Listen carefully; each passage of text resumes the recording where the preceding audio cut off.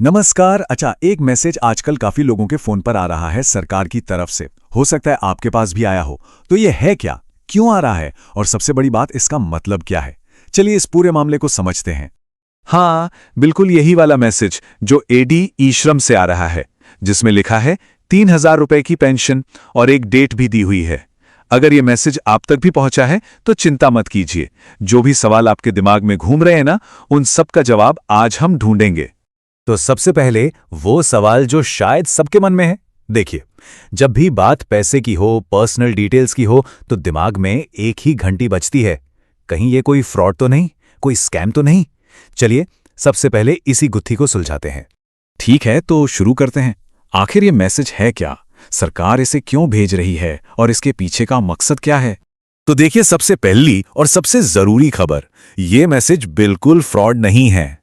हाँ, ये 100% असली है, एक सरकारी स्कीम का हिस्सा है। तो आप आराम से बैठिए, टेंशन की कोई बात नहीं है। तो इस मैसेज में लिखा क्या है? इसमें साफ साफ कहा गया है कि PMSBMY पेंशन योजना के लिए रजिस्टर करिए। अब रजिस्टर कहाँ करना है? या तो आप अपने पास के कॉमन सर्विस सेंटर मतलब CSC जा सकते हैं, या फिर सीधे मानधन.in वेबसाइट पर जा सकते हैं। और इसके बदले मिलेगा क्या? 3,000 रुपए हर महीने की पेंशन। ये मैसेज बस आपको याद दिला रहा है कि बुढ़ापे में एक आर्थिक सुरक्षा मिल सकती है। अच्छा, तो अब सवाल उठता है कि आखिर ये PMSYM यानी प्रधानमंत्री श्रम योगी मानधन योजना है क्या चीज? चलिए अब इसको थोड़ा डिटेल में समझते हैं। तो इस स्कीम का जो सबसे बड़ा हाईलाइट है वो है ये रकम। जैसे ही आपकी उम्र 60 साल हो जाएगी, सरकार आपको हर महीने गारंटीड 3,000 रुपए की पेंशन देगी। समझ लीजिए, एक तरह की सोशल सिक्योरिटी है। और इतना ही नहीं, ये सिर्फ आपके लिए नहीं है।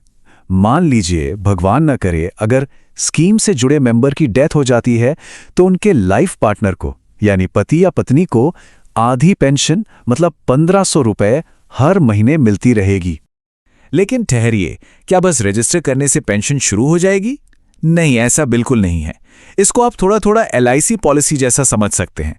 आपको भी हर महीने एक छोटा सा अमाउंट, एक कंट्रीब्यूशन देना होगा, और उसी से आपका फ्यूचर सिक्योर होगा। तो अगला सवाल, क्या ये स्कीम सबके लिए है? जवाब है नहीं। ये खास तौर पर उन लोगों के लिए बनाई गई है जो असंगठित क्षेत्र यानी अनऑर्गेनाइज्ड सेक्टर में काम करते हैं। चलिए देखते हैं कि कौन कौन इसमें आ सकता है। ये स्कीम उन लोगों के लिए है जो रोज की मेहनत से अपना घर चलाते हैं, जैसे कि दिहाड़ी मजदूर, रिक्शा चालक, घरों में काम करने वाले या खेत में काम करने वाले मजदूर।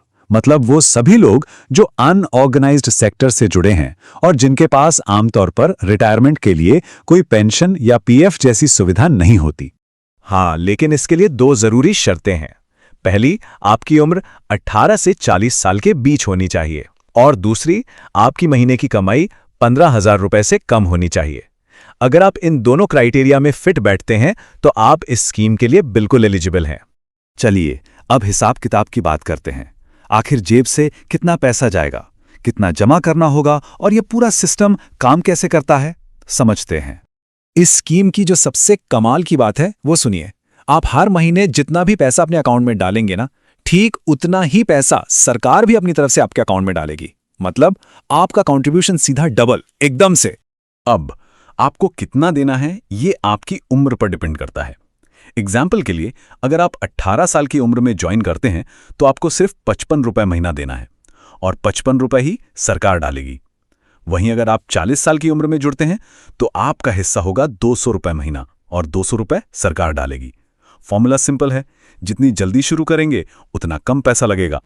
तो ठीक है, मान लीजिए आप इसके लिए एलिजिबल हैं और इससे जुड़ना भी चाहते हैं, तो करना क्या होगा, प्रोसेस क्या है, और सबसे जरूरी बात, ऑनलाइन धोखाधड़ी से कैसे बचना है।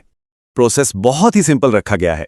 या तो आप खुद मानधन.in यानी इसकी ऑफिशियल वेबसाइट पर जाकर रजिस्टर कर सकते हैं, या फिर सीधा अपने पास की किसी भी कॉमन सर्विस सेंटर या CSC चले जाइए।